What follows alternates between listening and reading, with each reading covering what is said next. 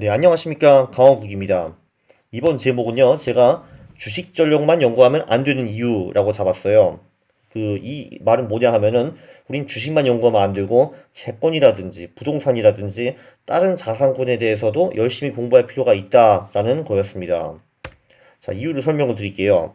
제가 최근에 부동산 기량 투자 관련 영상을 여러 개 올렸는데, 이게 사실 그 세계 최초로 올리는 거 아니겠습니까? 근데 반응이 둘로 엇갈렸어요. 한 개념이 있으신 70에서 80%는 어우 정말 훌륭하고 신선한 내용이다 라고 하셨고, 네, 개념이 별로 없으신 한 20% 정도는 야 부동산이 주식이냐? 네가 부동산을 뭘 알아? 야 네가 아는 주식이나 해 임마, 이런 식으로 답변을 하셨습니다.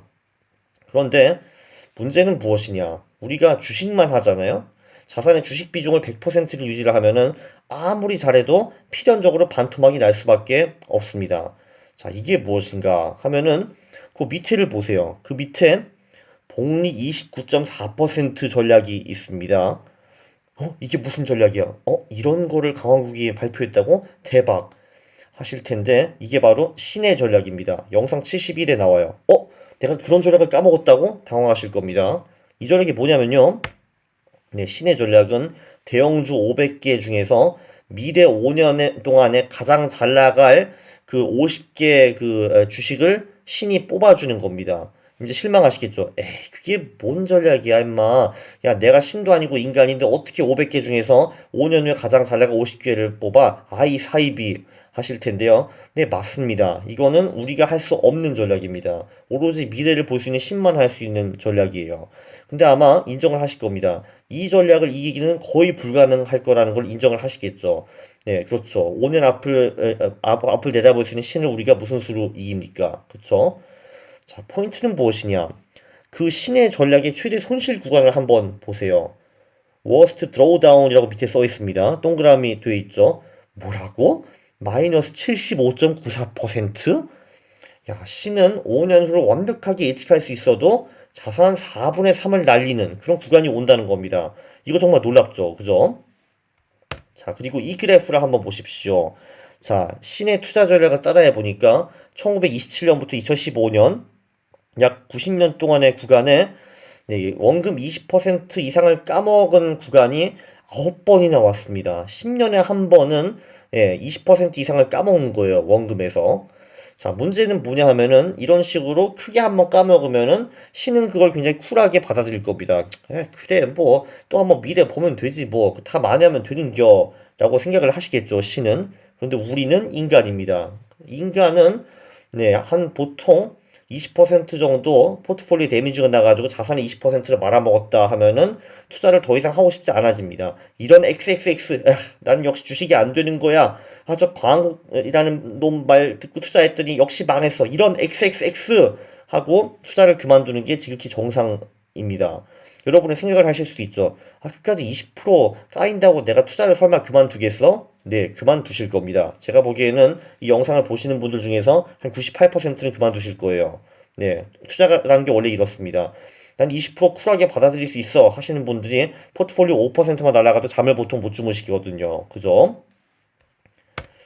대책은 무엇이냐? 주식 100%로 하면 신이 와도 반토막을 피할 수가 없어요. 그렇기 때문에 자산 배분을 해야 합니다. 자산 배분의 마법은 무엇이냐 하면은 우상향하는 자산, 그러니까 장기적으로 우상향하는 자산, 그리고 이 자산군들끼리 상관성이 낮은 거, 그리고 리스크 조절. 리스크 조절이라는 건 뭐냐 하면은 리스크가 상대적으로 높은 주식 같은 거의 비중은 줄이고 리스크가 상대적으로 낮은 채권 같은 것의 비중은 높이는 그런 전략입니다. 네, 그거 중에 하나가 그 레이 달리오라는 사람이 만든 사기절 포트폴리오라는 전략이 있는데 37번 영상에 자세히 설명이 되어 있습니다. 이 전략을 한번 보시면은 47년간 거의 반세기 동안 복리 9.4%를 벌었으며 가장 최악의 해 4% 깨졌고 그리고 최대 낙폭이 그러니까 최대 손실이 겨우 14.62%였습니다. 이건 정말 대박이죠. 그죠? 주식 100%로 가면은 신이 와도 반토막을 피할 수가 없고 10년에 한 번씩 20% 이상 박살이 나는데 자산 배분을 하니까 심지어 사람이 한 자산 배분인데도 불구하고 최대 손실이 14.6%. 이거 대박 아니겠습니까? 자산 배분의 문제점은 뭐냐 하면은 수익이 너무 작다는 겁니다. 물론 복리 수익 9%면 충분하지 않아? 하시는 분들이 많으실 텐데 그런 분들은 그냥 이런 식으로 자산 배분을 하시면 되는데 저 같은 사람은 그걸로 만족하지 못하겠습니다. 저는 그거보다 더 높은 수익을 내고 싶고 그거를 위해서 많은 공부를 할 그런 의지가 있습니다. 만약에 여러분이 제 영상 90개를 다 보셨다고 하시면은 여러분들도 그런 의지가 있는 거로 생각을 하겠습니다. 자, 자산 배분이 꼭 필요하다라는 건 느끼셨을 겁니다. 왜냐면은 신이 와도 주식만 하면은 반토막을 피할 수가 없거든요. 자, 오케이. 그러면은, 오케이. 그래. 우리 자산 배분을 한다 이거야. 그리고 내가 주식에 올인을 해가지고 주식에 있는 모든 걸 다 배웠어. 나는 이제 버핏의 수익을 낼 수 있어. 내 주식 복리 수익을 10에서 20%로 올렸어. 이렇게 하면은 무슨 결과가 있을까요? 자, 왼쪽을 보시면은 4계절 포트폴리오의 수익이 나옵니다. 주식, 채권, 대체 투자 각각 30%, 55%, 15% 해가지고 총 복리 수익이 9.4% 정도 나오는데요. 자, 오른쪽에는 저는 주식 전략에 올인을 했습니다. 전 주식에서 이제 거의 버핏급이 됐어요. 그래서 복리 수익 20%씩 나옵니다. 그런데 채권과 대체 투자에 대해서는 제가 아무것도 안 배웠기 때문에 별 수 없죠. 지수로 투자하는 수밖에 없지 않습니까? 그죠? 자, 그러면은 계산을 해보면요. 예, 그래봤자 복리 수익이 한 뭐 12에서 13%? 그러니까 그냥 사계절 포트폴리오 수익에 한 플러스 3%그 정도 나올까 말까 할 겁니다. 왜냐면은 주식 비중이 작거든요. 그죠? 네, 그러면은 제가 예를 들면 뭐 수백 권의 책을 읽고 수천 권의 논문을 읽어가지고 주식에서 버핏이 됐어요. 그런데 제 포트폴리오 수익은 겨우 3%밖에 안 느는 겁니다. 제가 굳이 이렇게 해야 되나요? 그럼 우리는 어떻게 해야 될까요? 따단 나머지 70% 채권과 대체 투자 이것의 수익도 당연히 개선하려 노력을 해야 되는 겁니다. 예를 들면은 채권 수익에는 어떤 팩터가 중요한가 이런 걸 연구를 해야 되는데 매우 부끄럽지만 아직 제가 이런 연구를 하지 못했습니다. 네, 빨리 개선하겠습니다. 채권에 대해서 연구를 하겠습니다.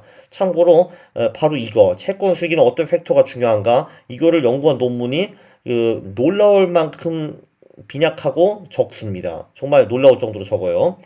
네, 그리고 대체 투자죠. 이쪽의 수익을 대폭 높이는 걸 연구를 할 필요가 있을까요? 없을까요? 저는 있다고 봅니다, 당연히. 예, 그래야지 이제 저희가 초일류가 갈 수 있죠. 복리수익 20%, 최대 손실 10%. 이 정도 돼야지 제가 어디 가가지고, 야, 나 초일류야. 할 수 있지 않겠습니까? 자, 예를 들면은 제가 원하는 건 뭐 이런 겁니다. 그 오른쪽을 보세요. 그 주식 채권 대체 투자가 있는데 주식도 제가 알파 전략을 막 써가지고 복리수익을 10에서 20%로 올리고 채권도 복리수익을 8에서 12%로 올리고 대체 투자도 이런 것처럼 연구해가지고 복리 20%를 벌 수 있다 하면은 아마 제 꿈이 가능해질 겁니다. 복리수익은 뭐 약 18에서 20% 그리고 최대 낙폭은 10%. 왜냐면은 얘네들끼리 상관성은 달라지지 않잖아요. 그렇기 때문에 그 주식 채권 대체 투자에 분산 투자하는 그 효력은 아직도 살아있기 때문에 아마 최대 손실을 10% 언저리로 낮출 수 있을 겁니다. 네, 이게 이제 제가 하고 싶은 거죠. 그렇기 때문에 제가 주식 말고 딴 자산구리 전략들도 연구해야 된다라는 겁니다. 대체 자산에는 도대체 무엇인가요? 그냥 주식 채권이 아닌 모든 다른 자산들입니다. 여기에는 부동산, 금, 원자재, 가상화폐, 물건도 포함이 됩니다. 예술품, 와인, 우표, 야구카드 이런 거요. 자, 중요한 거는 무엇이냐? 정말 중요한 거는 주식에서 통하는 대부분 전략들은 다른 자산구리에서도 대부분 통합니다. 예를 들면은 모멘텀, 뭐 이런 거, 만능 전략입니다. 이게 뭐 주식뿐만 아니라 뭐 채권, 심지어 뭐 가상화폐, 부동산 이런 데도 다 통해요. 그리고 밸류 같은 거는 주식에선 퍼 같은 거, 그리고 아파트 시장에서는 전세율, 뭐 이런 거 있죠. 이런 것도 다 통합니다. 그래서 가상화폐 시장에서도 모멘텀 전략이 중에 하나인 변동성 돌파 전략이 먹히는 겁니다. 그리고 절대 모멘텀이라는 건 정말 만능 전략이라서 모든 자산군을 다 먹히는 그런 전략이에요. 그럴 수밖에 없습니다. 왜냐하면은 이 초과 수익은 다 인간의 심리적 결함, 여기서 나오는 거거든요. 심리적 편향. 근데 사람은 사실 다 똑같지 않습니까? 그래서 이 똑같은 실수를 주식이든 채권이든 가상화폐든 아파트든 똑같이 하는 겁니다. 그래서 거기서 우리의 수익이 나오는 거예요. 중요한 거는 주식에서 그 어떤 전략이 되는가 그거를 알면은 그거를 그냥 그대로 다른 자산군에 적용하면은 될 가능성이 매우 높다라는 겁니다. 요약을 해보겠습니다. 당신이 주식만 하면은 주식 비중이 100%다 하면은 아무리 잘해도 심한 손실을 피해갈 수가 없습니다. 신이 와도 반토막을 피해갈 수가 없다니까요. 중요한 거는 신은 계속 투자를 할 수가 있는데 당신은 포기할 가능성이 높습니다. 왜냐면은 10년에 한 번 20% 까이게 되는데 그걸 어떻게 만회하냐 이거죠. 심리적으로 만회가 안 돼요. 그래서 에이 쌍 주식 하면서 그만두게 됩니다. 그래서 지속 가능 투자를 위해서는 자산 배분이 필수예요. 그런데 그렇게 하면은 뭐 레이드 알리오의 4기절 포트폴리오 이런 거 쓰면은 최대 손실을 20% 이하로 낮출 수가 있어요. 무난히 가능합니다. 근데 단점은 무엇이냐? 수익이 너무 낮아요. 우리가 지금 복리 9% 벌러 태어난 건 아니지 않습니까? 우린 더 벌고 싶어요. 그죠? 그래서 그 복리 20%, 최대 손실 10% 이런 초일류가 되려면은 필수적으로 주식 밖에서 초과 수익을 내는 전략을 공부할 수밖에 없습니다. 그게 뭐 채권이 되었든 부동산이 되었든 가상화폐가 되었든 뭐 예술품이 되었든 그렇기 때문에 제가 주식이 아닌 다른 자산군들에 대한 연구 결과를 이렇게 올리는 겁니다. 주식만 하잖아요? 반토막 피할 수가 없습니다. 그리고, 복리 10%, 복리 20%, 그게 뭐 대수여라고 하시는 분들, 네, 제 영상을 보시는 분들 중에서는 없으시겠죠. 그죠?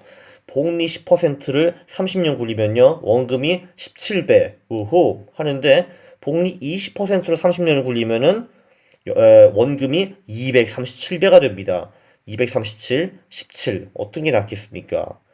네, 여러분, 초이율을 되기 위해서는 주식만 공부하면 안 됩니다. 주식, 채권, 부동산, 가상화폐 등등 모든 자산에 대해서 어느 정도 알아야 되는 건데 중요한 거는 주식에서 통하는 전략이 다른 자산군에서 통할 가능성이 매우 높습니다. 감사합니다.